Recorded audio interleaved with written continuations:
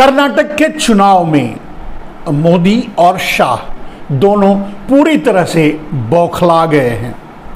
शायद हार का अंदेशा तो है ही, और परिणाम के लिए जो प्री पोलिंग परिणाम आ रहे हैं, लोग पोलिंग करके ओपिनियंस पोल जो आते हैं उसको जो देख रहे हैं, या उन्होंने इंटरनल पोल्स भी करवाया ही होगा, तो जो रिजल्ट्स उनके सामने है उसे देख करके पूरी तरह से बौखला गए हैं। चुनाव जीतने के लिए कोई स्टंट, कोई रास्ता दिखाई नहीं दे रहा है। मुद्दे तो मोदी और शाह के पास कभी नहीं रहे।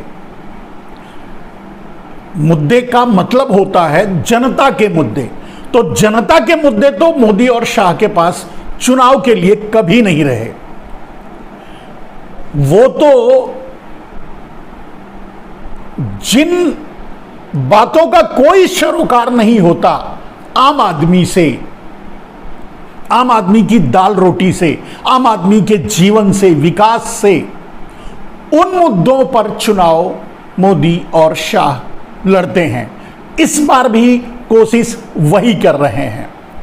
सावधान, मोदी फिर भटकाएगा ध्यान। सावधान, कदरदान, मेहरबान रविवार को आपके सामने आ रहे हैं देश के प्रसिद्ध जादूगर, जुमलेबाज, और वो आपके सामने पेश करेंगे शत के जुमला। जी हाँ, 100वां जुमला। वो जुमले की बरसात करेगा, नाटक करेगा, लेकिन आपको सतर्क रहना होगा। जादूगर तो जादूगर होता है, उसका काम केवल और केवल हाथ की सफाई दिखाना होता है। और हाँ, इस हाथ की सफाई में उसका साथ देंगे देश के तमाम चाटुकार। जादूगर जुमलेबाज आपको हर संभव ज्ञान देगा। वो आपको पुलवामा के बारे में कुछ नहीं बताएगा, वो अडानी पर कुछ नहीं बोलेगा, सड़क पर बैठी बेटियों के यौन शोषण वाले राक्षस पर कुछ नहीं बोलेगा, वो गलवान घाटी पर कुछ नहीं बोलेगा, वो महंगाई बेरोजगारी पर कुछ नहीं बोलेगा, वो 2 करोड़ रोजगार पर कुछ नहीं बोलेगा, वो 15 लाख रुपए और काले धन पर कुछ नहीं बोलेगा। जादूगर ईडी, सीबीआई व चुनाव आयोग पर भी कुछ नहीं बोलेगा। वो मंदिर मस्जिद के नाम पर लड़ाएगा, शमशान कब्रिस्तान की बात करेगा, वो अमन और शांति की बात नहीं करेगा, वो केवल और केवल मन की बात करेगा,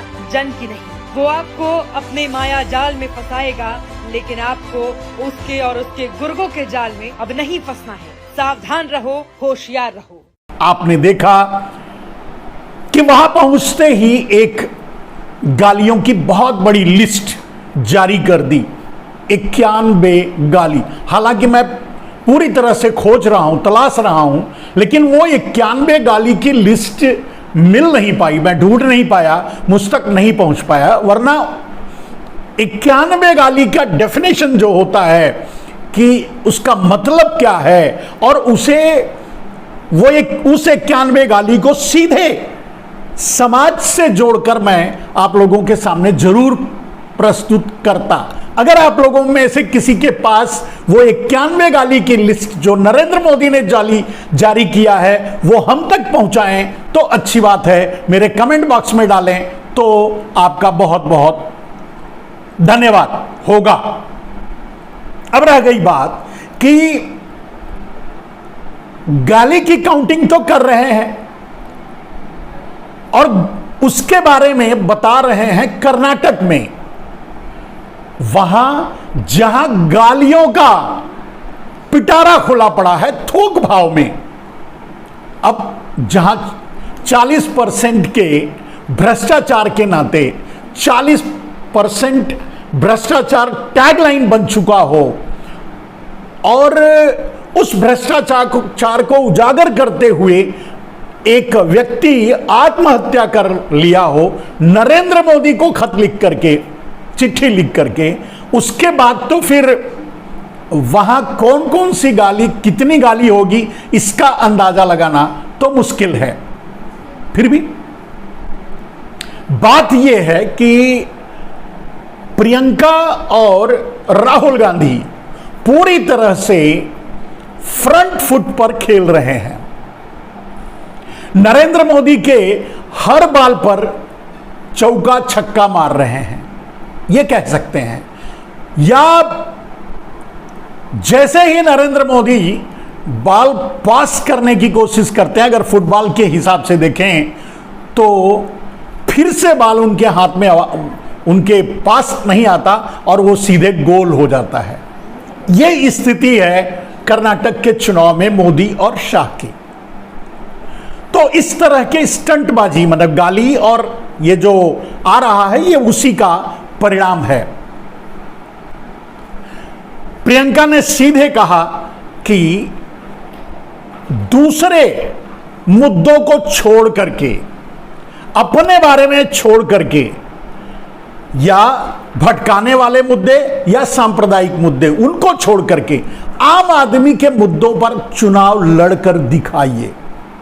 मैं भाजपा, उनके प्रधानमंत्री, उनके तमाम मंत्री और उनके सारे नेताओं से चुनौती देती हूँ। ನಾನು ಬಿಜೆಪಿಯರ ಪ್ರಧಾನಮಂತ್ರಿ, ಮುಖ್ಯಮಂತ್ರಿ, ಮಂತ್ರಿ, ನಾಯಕರಿಗೆಲ್ಲ ನಾನು ಒಂದು ಚಾಲೆಂಜ್ ಹಾಕ್ತೀನಿ। एक चुनाव किसी भी प्रदेश में, एक चुनाव वो जनता के मुद्दों पर लड़के दिखाएं। ನೋಡೋಣ, ನೀವೇನಾದ್ರೂ ಒಂದೇ ಒಂದು ಚುನಾವಣೆ ಜನರ ಸಮಸ್ಯೆಗೋಸ್ಕರ ನೋಡಿ ಹೋಗೋಣ। एक ऐसा चुनाव लड़ें जिसमें ना वो अतीत की बातें करें, ना वो जनता को लड़ाने की बातें करें, ना वो आतंकवाद की बातें करें, ना वो ऐसी बातें करें जिससे जनता के लिए कोई समस्या नहीं है।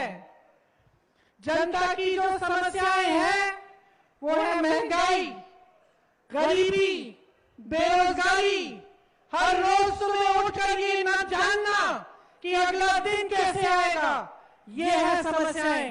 और जो आतंकवाद की समस्या है जिसके बारे में ये बार बार बोल रहे हैं, वो एक बड़ी समस्या है जिसके हल के लिए सब लोग काम करते हैं। लेकिन कर्नाटका के चुनाव में आकर ऐसी बातें उठाने का क्या मतलब है? ನೋಡೋಣ, ನಾನು ಚಾಲೆಂಜ್ ಮಾಡ್ತೀನಿ ಬಿಜೆಪಿ ಅವರಿಗೆ। ನೀವು ಕರ್ನಾಟಕದ ಜನರ ನಿರುದ್ಯೋಗ ಬೆಲೆ ಏರಿಕೆ, ರೈತರ ಸಮಸ್ಯೆಗಳನ್ನ ಇಟ್ಕೊಂಡು ನೋಡೋಣ ನೀವು ಚುನಾವಣೆ ಮಾಡಿ। ಬರೀ ಪಾಕಿಸ್ತಾನ, ಹಿಂದೂಸ್ತಾನ ಅಥವಾ ಆತಂಕ ಟೆರರಿಸ್ಟ್ಗಳು ಈ ತರ ಮಾತುಗಳನ್ನ ಹೇಳಿ ಜನರಿಗೆ ಭಾವನಾತ್ಮಕ ಒಂದು ಬೀಜವನ್ನ ಬಿತ್ತಿ ನೀವು ಚುನಾವಣೆ ನಡೆಸ್ತೀರಾ। ನೀವು ತಾಕತ್ತಿದ್ರೆ ಸಮಸ್ಯೆಗಳ ವಿರುದ್ಧ ನೀವು ಚುನಾವಣೆ ಮಾಡಿ। कर्नाटका में इन्होंने सरकार चलाई है 3.5 सालों से, मुंह दिखाने लायक नहीं है आपके सामने बोल नहीं सकते, क्योंकि जानते हैं कि आपकी समस्याएं बढ़ गई है, कम नहीं हुई। 3 ವರ್ಷದಿಂದ ಇವರು ಮಾಡಿರೋ ಸರ್ಕಾರ ಇದೆಯಲ್ಲ, ನಿಮ್ಮ ಮುಂದೆ ಮುಖ ತೋರ್ಸಕ್ಕೆ ಲಾಯಕ್ಕಿಲ್ಲ ಈ ಬಿಜೆಪಿ ನಾಯಕರಿಗೆ। उनसे आप जवाब मांगिए, आप जनता हैं, आप ही में शक्ति है, आप जवाब मांगिए। ನೀವು ಜನರು, ನಿಮಗೆ ಹಕ್ಕಿದೆ। ಈ ಬಿಜೆಪಿ ನಾಯಕರ ಹತ್ರ ನೀವು ಜವಾಬ್ ಕೇಳಿ, ಯಾಕೆ ಇಷ್ಟು ವರ್ಷ ಏನು ಉನ್ನತಿ ಮಾಡಿಲ್ಲ ನಮ್ಮ ರಾಜ್ಯದಲ್ಲಿ ಅಂತ। आज वो कुछ भी कर ले, यहाँ बदलाव की हवा चल गई है, यहाँ बदलाव आएगा। ಅವ್ರು ಏನೇ ಮಾಡ್ಲಿ, ಬದಲಾವಣೆಯ ಗಾಳಿ ಪ್ರಾರಂಭ ಆಗಿದೆ, ಬದಲಾವಣೆ ಬಂದೇ ಬರುತ್ತೆ। हालांकि ये 8 साल से, और वैसे भी नरेंद्र मोदी जब गुजरात के मुख्यमंत्री पहली बार बने या उसके बाद से लेकर के कभी भी मुद्दों पर चुनाव नहीं लड़े हैं। वो हिंदू और मुसलमान को मुद्दा बनाकर ही चुनाव लड़े हैं। कर्नाटक में भी वही कर रहे हैं। आपने देखा, और वहां राहुल गांधी ने भी सीधा स्ट्रोक कि अपनी बात क्या करते हो। चलो ठीक है, अगर अपनी बात करते हो तो 70% कर लो, कम से कम 30% यहां के लोगों की बात तो करो। यानी इनडायरेक्टली राहुल गांधी का अटैक यह है कि नरेंद्र मोदी 1% भी यहां के लोगों की समस्याओं पर नहीं बोलते और ना ही वोट मांगते हैं, और मांगेंगे भी तो कैसे, जब ईश्वरप्पा जैसे भ्रष्टाचारी को लेकर के रैलियां कर रहे हैं और येदियुरप्पा को सामने रखकर चुनाव लड़ रहे हैं, तो कहां से बोल सकते हैं और कैसे दूसरे मुद्दों पर वो चुनाव लड़ सकते हैं। आपने देखा कि कर्नाटका के चुनाव में एकदम पस्त हाथ पैर इधर उधर मारते मारते बेचारे बाटला हाउस पहुंच गए। अब ये कब की घटना है मैं तो भूल चुका हूं, और जबकि भी रही होगी। बाटला हाउस एनकाउंटर काफी फेमस हुआ था। एग्जैक्टली कब हुआ था, कब की घटना है, यह तो मैं नहीं बता सकता, लेकिन बाटला हाउस को इस कर्नाटक के चुनाव में लाने की कोशिश नरेंद्र मोदी कर रहे हैं। मोदी जी अनऑफिशियली एक सलाह है, और वो भी काम आएगा नहीं। अगर आप एक बार फिर पुलवामा कर डालो तो भी कर्नाटक का चुनाव आप हारोगे, क्योंकि अगर वह आतंकवादी घटनाएं हुई, अगर हमारी सेनाओं पर हमला हुआ, अगर कोई मरा, तो वो आपको दोषी ठहराएगा पूरा देश, और कर्नाटका उसके लिए खड़ा है। आप अब, क्योंकि आपने देखा सतपाल मलिक ने जिस तरह से आपको कटघरे में खड़ा किया, उससे अभी आप बाहर नहीं निकल पाए हैं। और अगर ऐसा करने की कोशिश करेंगे, अब बाटला हाउस या पिछली बातें करके आप चुनाव तो नहीं जीत पाएंगे, अगर पुलवामा जैसी घटना भी करवाएंगे तो भी नहीं जीत पाएंगे, क्योंकि अब वो भी पूरा देश समझने लगा है। मतलब उससे भी आपका काम नहीं बनेगा।